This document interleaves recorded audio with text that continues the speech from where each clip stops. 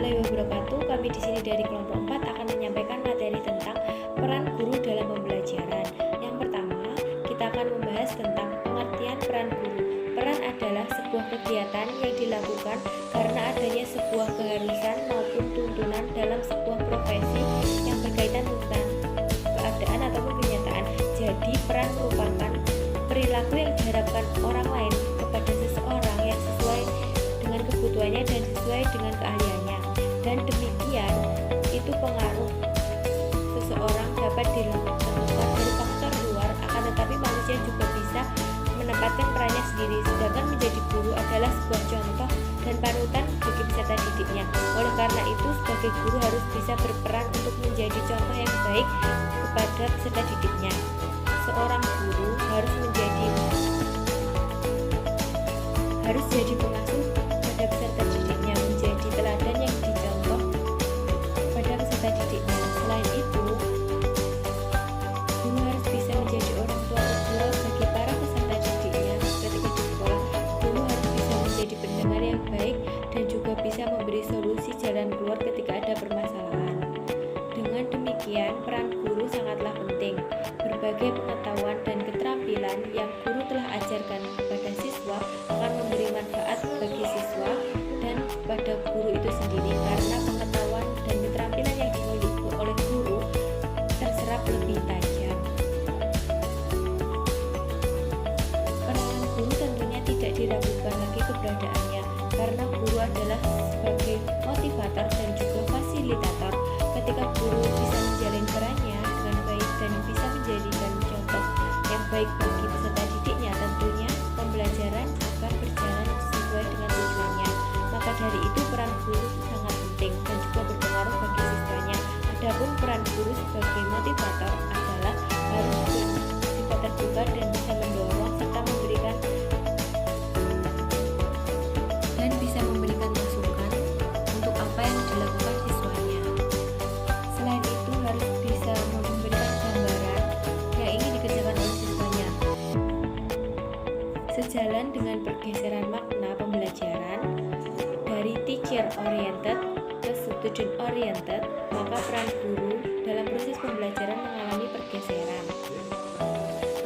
Salah satunya yaitu guru sebagai motivator untuk para peserta didiknya dan bisa mendorong untuk memberi gambaran pada siswanya untuk lebih lanjut. Assalamualaikum warahmatullahi wabarakatuh.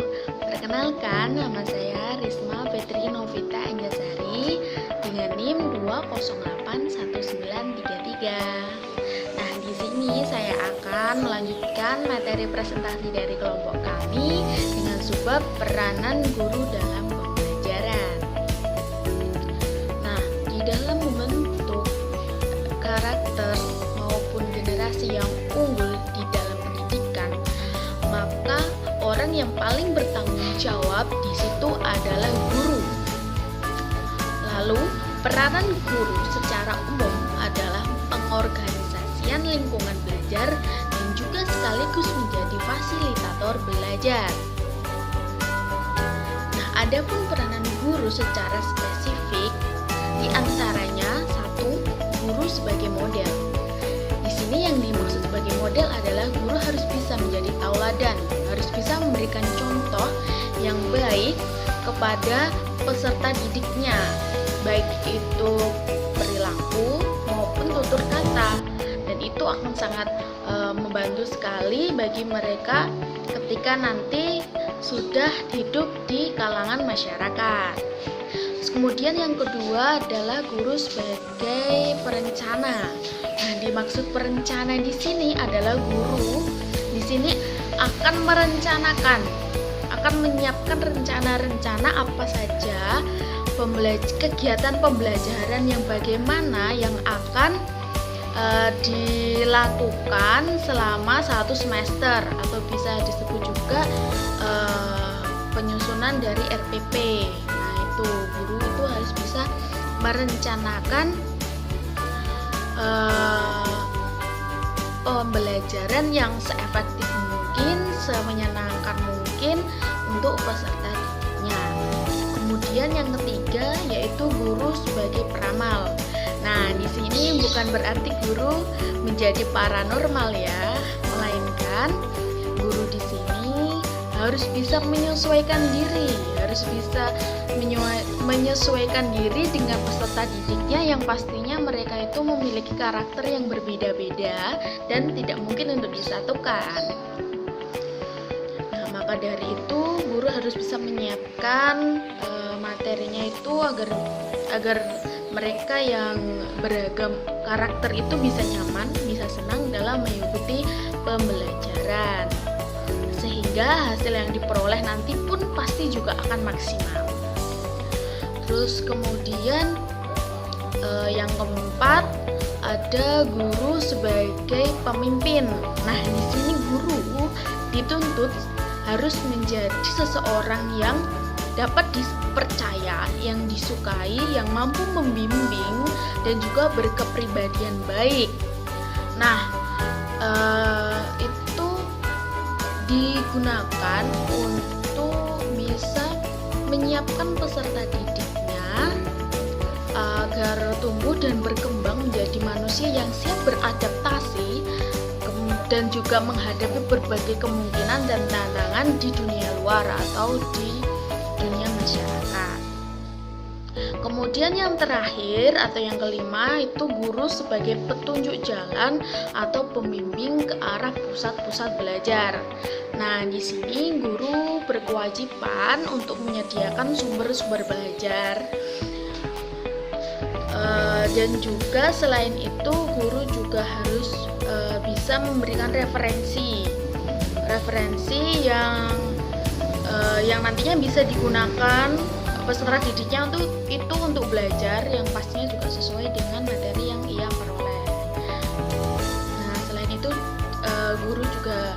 guru sebagai pembimbing ke arah pusat-pusat belajar ini, guru juga harus mampu membawa peserta didiknya itu ke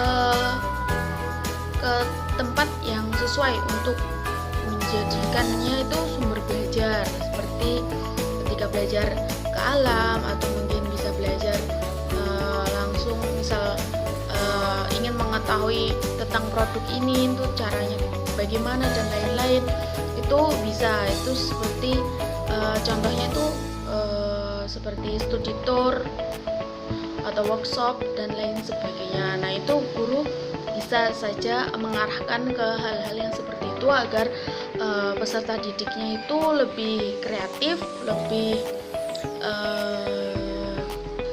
ahli lagi, bisa belajar lebih mendalam dan juga tentunya bisa mendapatkan pengalaman yang lebih baik untuk kedepannya.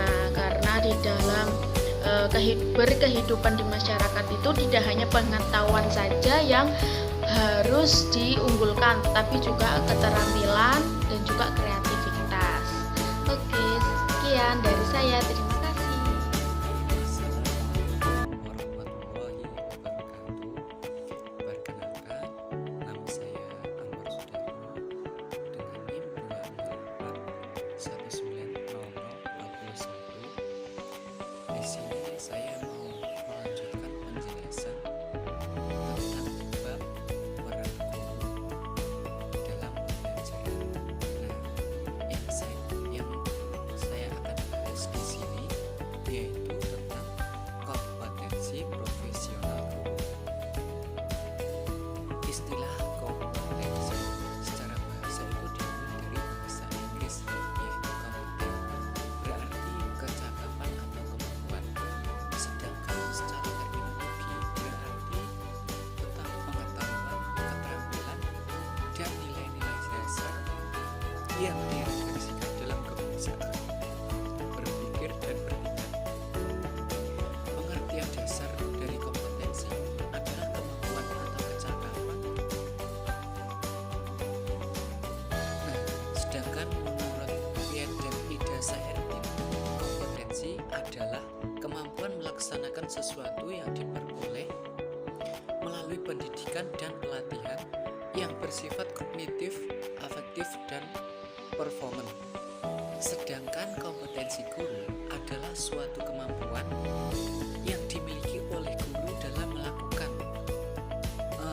kewajiban kewajibannya dalam proses pembelajaran maupun di luar proses pembelajaran dengan penuh tanggung jawab.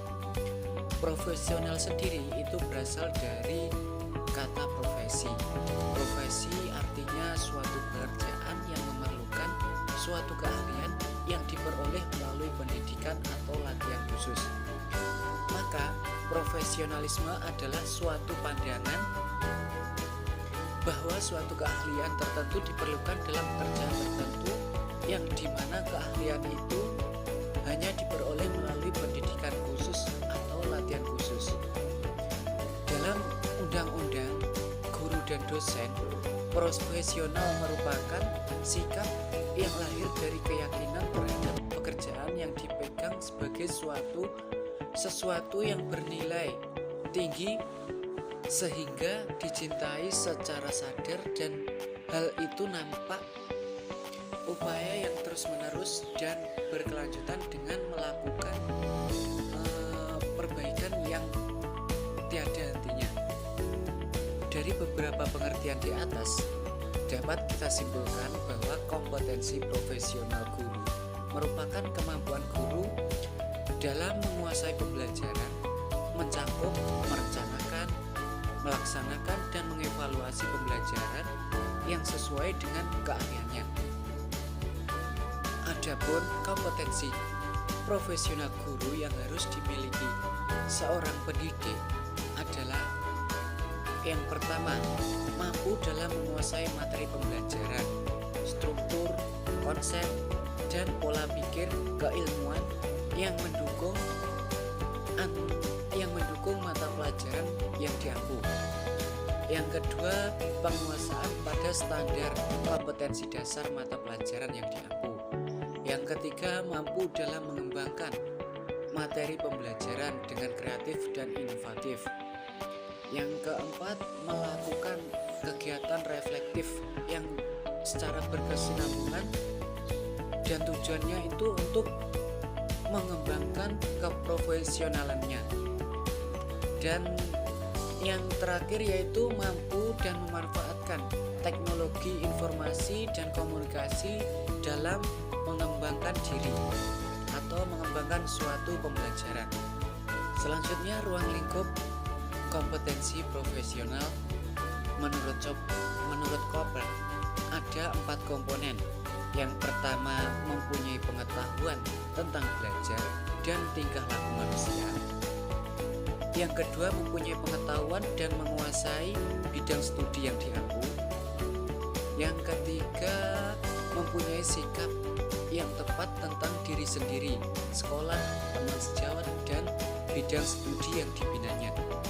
Dan yang terakhir yaitu mempunyai keterampilan dalam teknik mengajar. Nah, mungkin cukup itu yang dapat saya sampaikan.